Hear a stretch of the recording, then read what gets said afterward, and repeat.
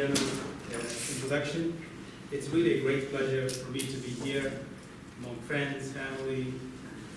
This is home, and especially to see also my advisor here, that I'm really grateful for all the mentorship it's given me over the years. That I would like to thank Julie, I would like to thank Abby, and also would like to thank Anne for inviting me. I want also to thank this project that I am presenting here, that I've been working on for over 12 years, is a project that actually the first time I presented the data was here in 2013. But also it's a project that it means a lot to me, given my, not only my relationship with the artist, but also my relationship with Lisa Adili, that I really, Lisa, we're thinking of you, we're remembering you, we'll keep remembering you. This is a project that I talked to Lisa about for many years. She was interested in how, as faculty and professors in universities, should engage with K through 12. And that's really one of the things that I'm trying to do here in this project. So sorry if I feel a little bit emotional about this. So why do an anthropologist, a historical anthropologist, has to collaborate with an artist to write a history, as well as what I call as an ethnography of the Holocaust after the fact? Why is this a priority? Why do we need to engage in this project? This is one of the questions I'm thinking about here. And it's a question that really, from a theoretical perspective, question that came to me when I read a piece that was published in 1992 by an anthropologist. And the idea of this article revolves around: is there an anthropological possibility of representing the Holocaust after the fact? And if we have to do it, not only the Holocaust, but any form of genocide, we have to do it as anthropologists. Is it the project of psychological anthropologists? Is it the burden of psychological anthropologists? Or is it also the burden of historical, cultural, sociocultural, linguistic anthropologists? So I feel that that's an intervention. This is what I'm thinking about this. And I'm thinking about it through the archives. So I start thinking about how to read the archives and use the archive as a way to revive stories of individuals and use comics, panels, as a way to give all those experiences a life. And I thought that comics are one of the best ways to do it. So in 2017, I began thinking about this idea. Also, my partner Norman Mendoza-Denton has also been working on a similar project, and I thought about doing learning from some anthropologists have done. Thought about doing something similar with my work on camps, labor camps in North Africa during World War II. So I reached out to a young Moroccan artist who was about in his early 20s. I thought that I need to do this project with a young Moroccan artist, because I want to really think about youth and involve youth in rethinking history. But unfortunately, the project didn't go through didn't work because the artist just didn't have the understanding of history, of World War II, Judaism, Islam, all of these things. So you had to train the artist. Then I got really lucky to meet Najib, an Algerian artist, one of the leading artists, I would say, of comics and graphics, especially between the late 1980s, 1990s. He's part of the second generation of artists. You can see this is one of his drawings. This is Najib. This is one of the I would say leading artists, slim Algerian artist, Mohamed Dorban. So this is just a sample of how well Najib fits into this historiography and line of comic artists in Algeria. And Algeria, basically, unlike Morocco and Tunisia, which came later into the field of comics, Algeria was really at the center of comics. And you have to think about it in the context of the post-colonial period, 1962, year of independence, all of these. So you have a a tradition, an Algerian tradition of comics that precedes the Moroccan one and the Tunisian one, I think. So, and that history that goes back to the late 1950s, early 60s. So that's one element why I think Najib fits into this project. The other thing that why actually, another personal story here is that Najib, this is probably, I would say the most important comic book and graphic novel, quote unquote, written by a Moroccan artist, Abdelaziz Mourid, who spent years in prisons during the years of Bled. And interestingly enough, it's Najib who actually did the cover. It's Najib who put together the whole book. It's a fascinating, it's one of the most sold books in France and in Morocco in the 1990s, late 1990s, early 2000s. It's actually a letter that in French that Abdelaziz Mourid wrote for Najib for helping him. So that's the context of my relationship with an artist who is probably one of the key figures of comics, as I said, in Algeria. He understands comics tradition in the United States, in France, and North Africa. He works a lot with Tunisian artists. He understands French history. He is married to the daughter and granddaughter of a Holocaust survivor. So all of these things represent, for me, I was very lucky to have the right partnership with this. And Najib, I know you're probably not listening to this, but I'm praying for you. He's going through some really major health issues, so I'm thinking of you, Najib. So that's the relationship between the artist and the anthropologist. Now I want you to think about, this is a project that doesn't really come, I had to go through a lot of thinking about how to really translate this history, this work that has been going on since 2006, and by 2017, 2018, I have to translate it into comics. So it began actually with my work with the Holocaust Memorial Museum. That first of all, I worked on the Encyclopedia of Camps and Ghettos by writing entries for French Vichy camps in Algeria and Morocco in particular, as well as in Tunisia, from 1939 to 1945. And I built on that corpus of encyclopedic entries, about 670 to around 72 entries. And then we organized a conference, Sarah Stein and I at the Center for Jewish Studies and the Center for Near Eastern Studies at UCLA organized a conference that engaged with this question of the relationship between the Holocaust and North Africa in 2015. And then by 2023, just 2022, just recently, we published another book that looks at uses stories of different people who survived the war, or in their own language, translated from about 15 languages: Arabic, Hebrew, French, English, German, so on and so forth. And these are stories of individuals who foresaw the German occupation of France and the Nazi genocide and so on and so forth. And then so this is part of the background of this project.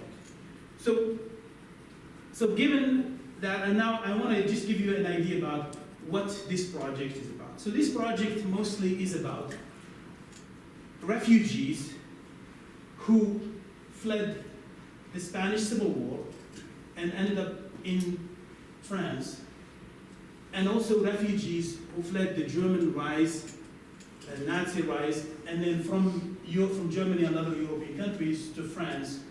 And then so we have this accumulation of refugees that are mostly in France, and as the war, or even the years that preceded the wars started, you start seeing people thinking about leaving to the Americas. And one way for them to do that is to go through North Africa, especially through the port of Casablanca, the most important port at the time, and the port of Lisbon at the time. So these are two major ports. So you have really the narrative of migration goes from France, mostly from Marseille, to the ports of Algiers, Oran, Casablanca, or Tangier, and then from there you go to the Americas. So the story that I'm trying to tell is also a story of labor that connects to a project, a French project of setting up a railroad system that starts from, it's called Mer Niger, and I'll talk about it later on. That starts from here Oran, and then it goes to Niger, and then it has to go through, at some point, through Senegal. So this is a project that, quote unquote, is called, some people call it a fantasy project. It's a project that the French thought about as early as the late 19th century to really extract the resources, to maximize the use of the natural resources of manganese, cobalt, all of the other minerals in the Algerian Sahara and in the Moroccan and what's in the Moroccan side, all across this line, and then to make sure that that goes to Europe. So that's what it. So here, what I'm talking about this, how the Mediterranean. This is along the work that Julie has done, and all the Mediterranean and the Sahara are used as spaces and geographies where you have a circulation not only of refugees, but also circulation of economic projects that France thought about pre-Vichy, and then later on Vichy came to put it in place. So I'm showing you some of the images. This is some of the work that was done by forced indigenous labor, and what I'm talking about two stories here. This project began before World War II, before 1939. So you have also to think about this project, the European refugees, Jews and non-Jews, who came to the area, was also, prior to them, you have also an indigenous form of labor. That was where you have not only Amazigh, Arab, Jews sometimes, and majority Muslims worked in this project, but also you have West Africans. And these West Africans were mostly Senegalese tirailleurs who were involved in this project. This is one of the images in 1930. It's from a place from the Anti-Atlas, from the region of not far from Telwet, the High Atlas Mountains. This is another image also that shows how part of this roads building that also connected, that I will see that's connected to these camps. You have a lot of you have a lot of mines. This is one of the most important cobalt mines, the cobalt mine of Boisel is still functioning. This was a mine that the Germans, as early as 1908, 1909, were already fighting with the French over. So that's another. So this is the landscape I'm talking about. How people you're moving. You have a movement of migrant, the use of these migrant labor, indigenous labor, and how they're all connected in this colonial context. Now, what's going on right now? So this is when I talk about I keep going back between the past and the present in this project. So the present looks, so if you drive through these areas, and these are images that I've taken over the years, and especially in the last 5 years, this is an area in the area of Bouarfa where you have a coal mine. This is one of the central areas where you have the French were building railroad system from Oran through Tenderara to Bouarfa, and it goes south to Knatsa. And this is what's left. So you have traces of this memory on the ground.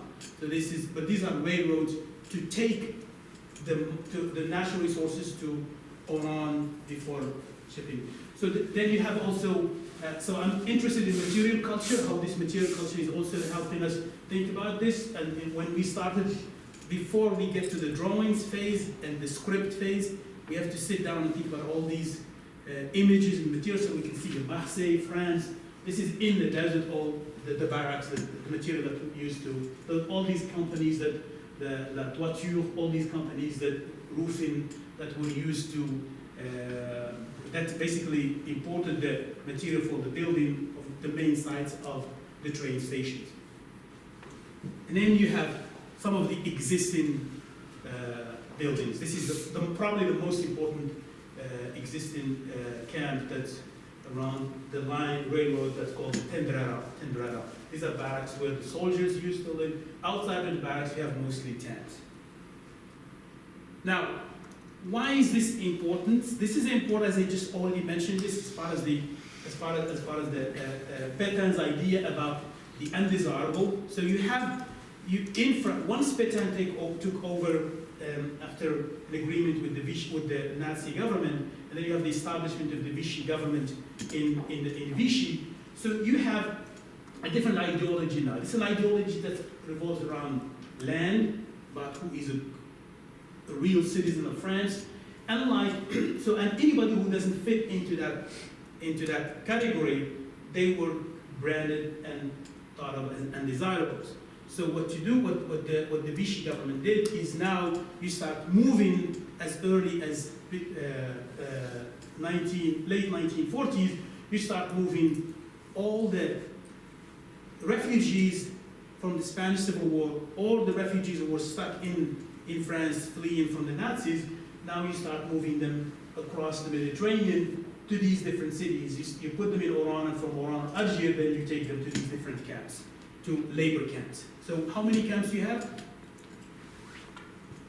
You have almost, I would say, before I get, so this is another image from these are drawings, some of the few drawings we have that were left by some internees or refugees who were interned in these camps. So this is the Jebel Amor, you can see people, this is a caricature where you see these people being transported in these boats like animals, and then taken to the camp, for example, the camp of Jelfa as early as March 1941. This is right before the establishment of the second, before the introduction of the second series of anti-Jewish laws, for instance. So who are some of these people? Just in this file that I found that was left by one of the Jewish prisoners in the camp of Jelfa. So you can see that some of the names here. So you have the names, the surnames, and then in the country you have Armenians, Iranians, Polish, Turkish, Romanians, Russians, Hungarians, Syrians, and so on and so forth. Then you have the reason why, what's the reason for their internment, why they were sent. And then, so statistically speaking, you're talking about 20,000 to 25,000 individuals. Some of them were, you have the majority of them were Spanish Republicans, but you have a percentage of 20 to 30% of Jews, and you have a few Muslims too.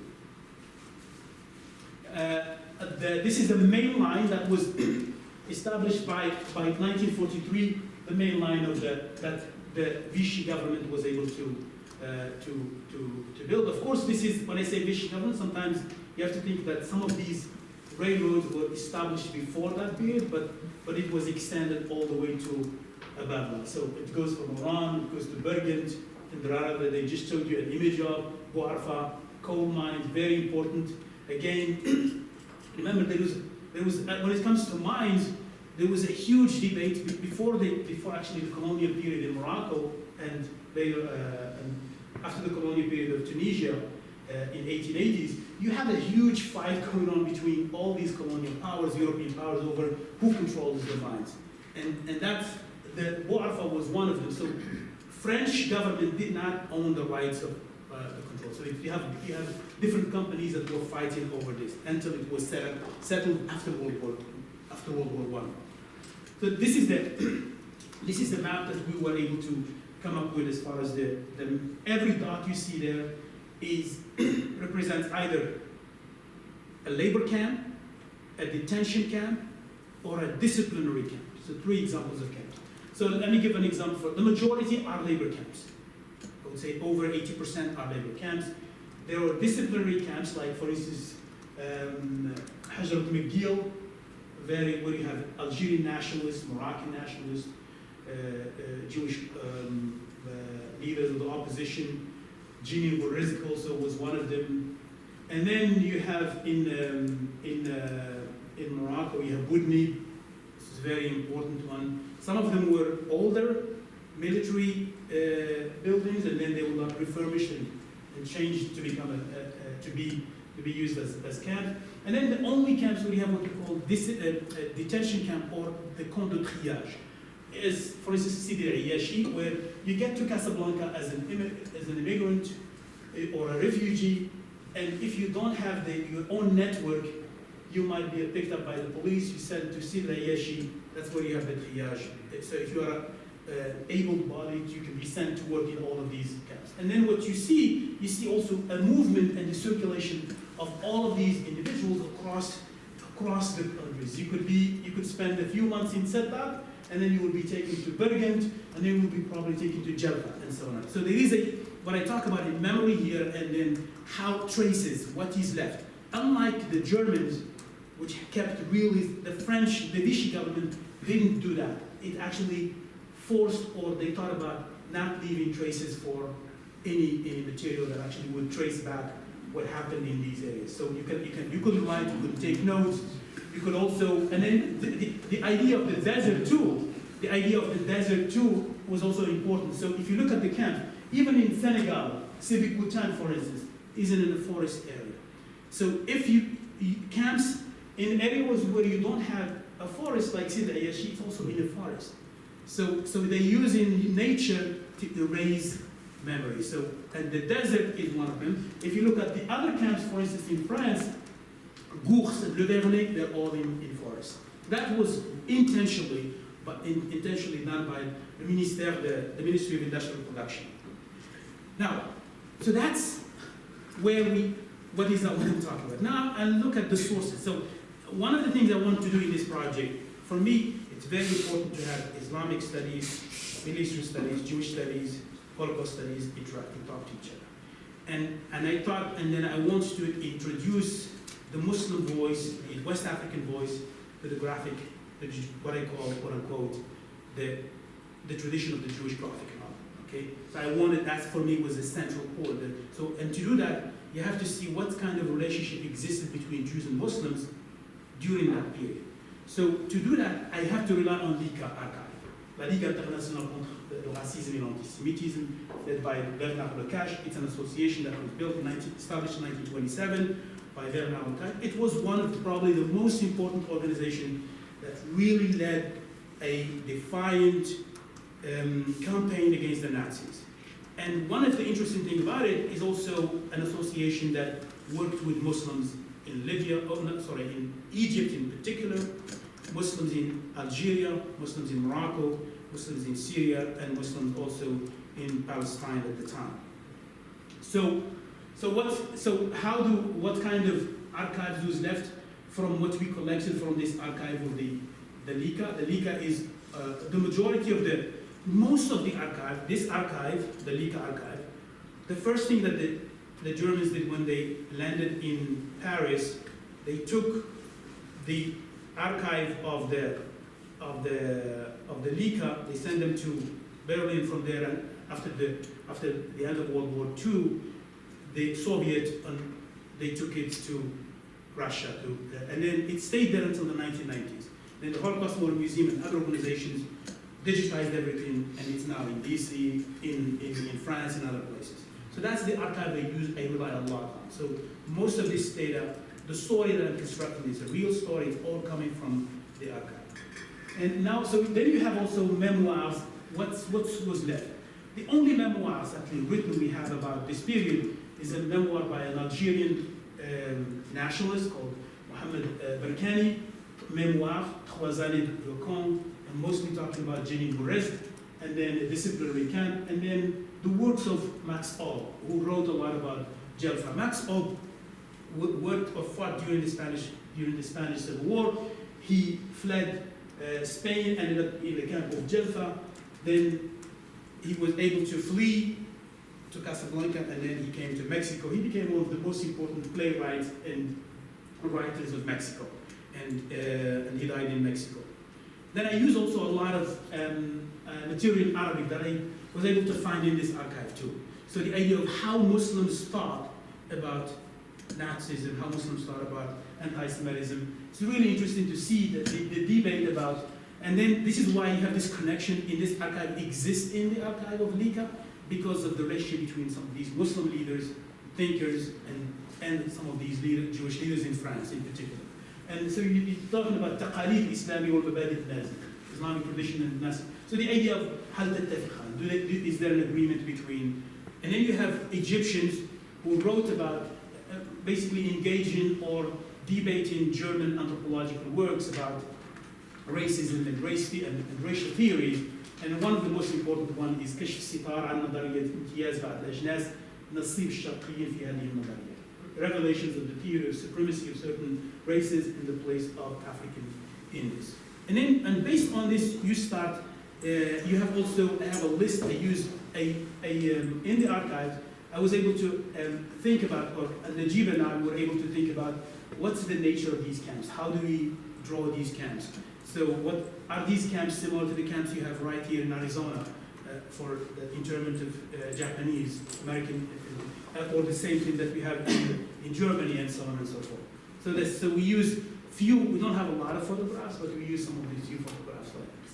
So this is a camp of Jelfa, this we call Arab tent. And you can see that you don't have any walls, no enclosures. And the idea here is that because the desert, you're in the desert, you can't even run away from. And if you end up leaving, you might end up dying, given how far away from urban context.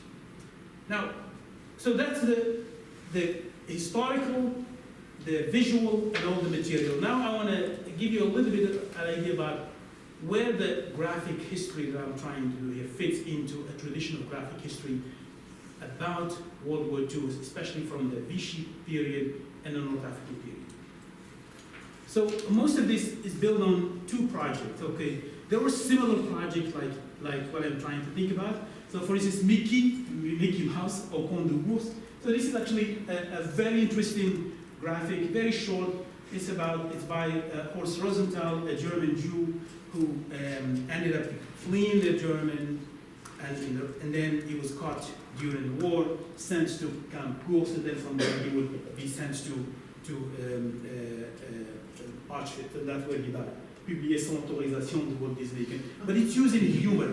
The idea is he's using humor and as a way to engage with this stuff. And that's one project. There's another project where, if you think about mouse, there is I think that probably mouse artists probably would agree, but we might have a conversation about it. But this mouse probably was is inspired by this tradition. This was another comic that was drawn during the war, again, in France. The Beast is Dead, by Carvo, and it was in two editions. The first one is Quand la bête edition, the second one, La bête est morte, which is really interesting in as far as how French, how German artists were engaging with the war during this period, as the war is still going on. As far as this is another one, just some images from this, and you can see it's really well done. This is one of my we had some ideas from this, so we had to look at different cities, but we have a different view of how we end up doing as I will show you later. And then you have the only graphic comic we have as far as the war that was written by and that was published connecting North Africa to Europe is called Le Carton Jaune. And this, it was actually about the story of Victor Perez, a Tunisian Jew boxer, world champion in the 1930s, who would later on be killed by the German in Auschwitz. But they're using the story and they're applying it to the soccer players. That's one thing. That you have also La Grande Mosquée de Paris, which is one of the, I had to interview actually the person who wrote the script, and it's a different style that was meant for mostly children, but here, as you will see, that it's not ethnographic in the way we wanted our book to be. And we were also inspired what we call drawings during the war. And this is, I just mentioned this book. I just mentioned this book, sorry.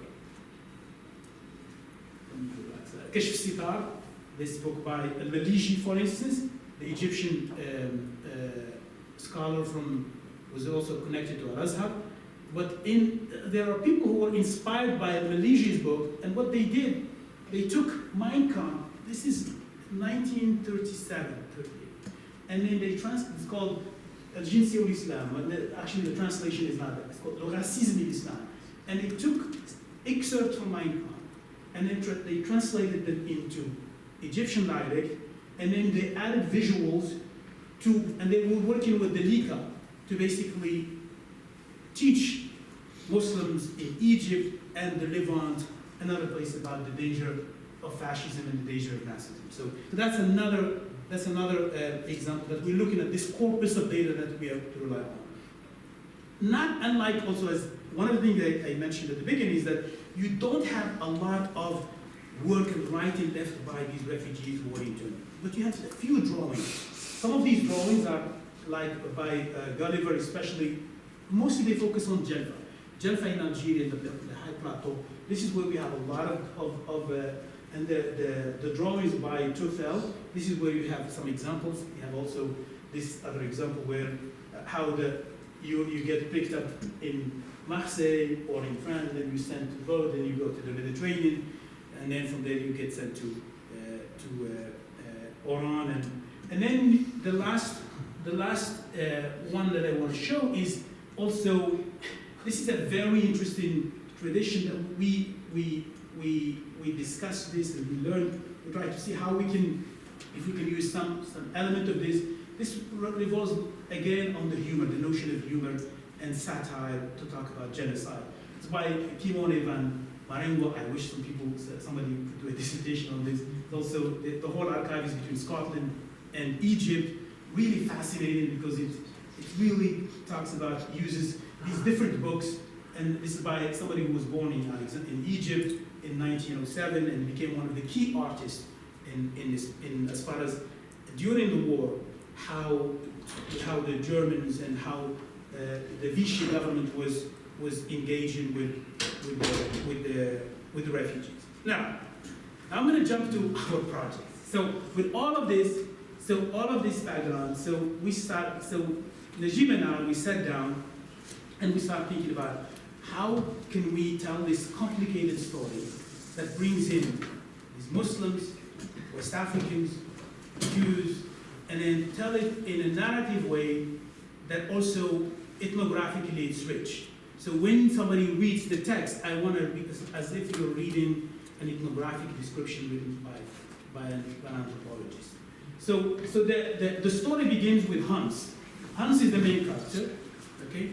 Hans is a German Jew who happens to be a journalist who was working for the Munich Post, the most important journal in Germany at the time. We did a lot of research, so we began with, and we found that the reason why we chose Hans, because when I looked at the corpus of data I have from different archives in the United States or Boston Museum, you have the Sham, the Moroccan National Archives, the French archives, all of these, I was able to compile the story of Hans moving from one place to another. He has connections with Einstein, he has connections with the Lika, he has connections with Muslims, but there are things that were missing in his story that I had to bring from other stories. That's what we call the composite. So it's a compilation, and then I just had to sit down and tell Najib, this is what I see, and then I write 2 pages. He said, no, I want this in 1 paragraph. 2 lines. And then I have to scratch so I can't, he said, and then he said, don't worry about the 2 pages, the description. He went from the, I can figure out a way how to do this, but I want you to tell me just 1 word, to translate 1 paragraph in 1 word. So that's really what so it was, we were going to cafes in Westwood. The other thing that I was very lucky because we were neighbors, we're still neighbors, and then we had to go to cafes all over Westwood, so I had to buy a coffee machine. And they have to come to the house because they just thought it's too much. And so everything, as I said, revolved around Hans, the backbone of the story, and then we started replenishing it. So we thought, you can see only men here. The reason why, there are women in the stories, but unfortunately I'll talk about what we had to delete at some point. So Hans is the main character. He is connected to Morocco, connected to Algeria, connected to France, connected to Spain, connected to, and also as an expert on Oriental studies, is also connected to the British Palestine, British Mandate, and all of these things. So with all of these things, they're all there. And then you have Johannes is the communist. Makhlouf Ben Nassim is the Algerian Jew. Youssou is the West African tirailleur, and Kholio is the Spanish Republican, Mohan is the Amazigh Muslim, and the French captain has no name because he represents the system, the Vichy system. And then Yusuf is Hans' dad, Hans' father, who also fought during World War I. So we can't, for us, we can't tell the story of World War II without putting it, contextualizing it in the history of World War I. So it begins, you can see there are three layers that we're thinking about here in this project. The layer of the dialogue, so we have to read every document and figure out what kind of dialogue we could take from that. And then the layer of the document, so we have to reproduce sometimes actual document manuscript in the text. And then the layer of the text itself that explains, that brings the context. And then within that, we needed to, all of those 4 pages, 5 pages that I'm writing, Najib I was telling him, I want to see it in every panel. Every panel, I want somebody to sit down and tell that's a chapter or a section of it. That's what he was. He's I would say, biased, but I think Najib is brilliant. I really do. So that's one. So this is what you can see here, and then you can see that, for instance, here in this dialogue, we have a dialogue between the father and the son, and as the dialogue is going, we bring in the radio to talk about the Nazi policy, and then that's one. So then we jump to the second section. Let me say something about a lot of revisions, a lot of editing we have. At the beginning, we started the book by, we have a section about me, the historical anthropologist, and then a lot of editors that we talked, they said it's too boring, you get two different stories here, so we need to erase that, and then you need to start with one story, and that's why the book starts with Hans talking about who he is from the beginning. So, and otherwise, all these layers, so even within the story of Hans, you can have so many subplots, but they said if you added your story, it's going to be other things. So that's why I have that section, probably published it somewhere else, and then we have a section on the Quakers, that's about 10 pages, but they thought it's too much because we spent too much in the pre-camps period, so they wanted us to take it. So that created a lot of problem for me with Najib, because he said, I'm not going to publish this with anyone, because the mistake we made is we finished the project and we gave it to publishers, and then they start telling us to delete this, and he was going crazy because he said, there's no way I'm going to delete any of these. So you have the section of France, and then you get to the section of Algeria where you get Hans gets picked up by the Vichy authorities, and then he was sent later on to the camp. And then we have another section on the Mosque of Paris, and then we have a section on the relationship between Algerian Association of Algerian Ulama, the Badis and the Rokbi, and the Lokash, and Hans himself, and the Algerian Jews too. So that's another section where we highlight that, and then we get to the camp. So probably I think the pre-camp period phase of the book, I would say you can see it in a lot of books that are written about graphic and autobiographic narrative written about World War II. But I think what we really bring, which is different and unique also here, is this, how the camps, these Vichy labor camps and detention camps and disciplinary camps are represented. And then, so we talk about, we don't only talk about what goes on between the camp, but also the relationship of the camp to the rural environment. So we talk about the situation of Algerian Jews in the Sahara. And then how here you have the Algerian Jews going on in their lives because they were not French citizens, and then they're okay, and then according to the rabbis of the Jews of Ghardaya and so on, and then in comparison to the life of a German Jew who is in detention. And then the second important point that I thought was really important for me, and as far as also for Najib, is how we talk about two stories of the story of the West African in Guinea, in Mali, in Senegal, in Ivory Coast, and so on and so forth, and the story of the African Americans So those are two stories we try to also highlight, through the story of Yusso, whose father fought during World War I, and then he became, because the French tradition at the time of the tirailleurs is that tirailleurs are brought with their families, and then the family gives birth to another tirailleur, so they have a continuity. And that continuity that you see from World War I to World War II, we try to establish it here in the book.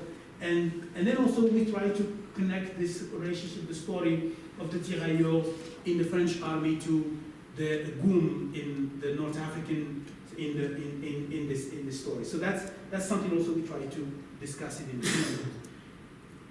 Last thing I want to talk about is the memory and responsibility and education. I think one of the reasons why, as I said, it's important for me as a North African scholar and anthropologist navigating all these different fields is really to see that in this terrain there's so much crossing, and I don't believe in these borderlines between the different disciplines.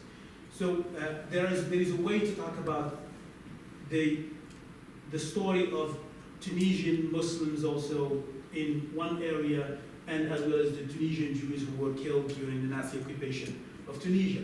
And so in a sense that when you're using this material space, these material objects, using these spaces, cemeteries, and these remains of these, I think there is a way to memorialize that, not only in terms of how we think about spaces, but also in terms of how we think about how we use texts that are inspired by these spaces in the classroom.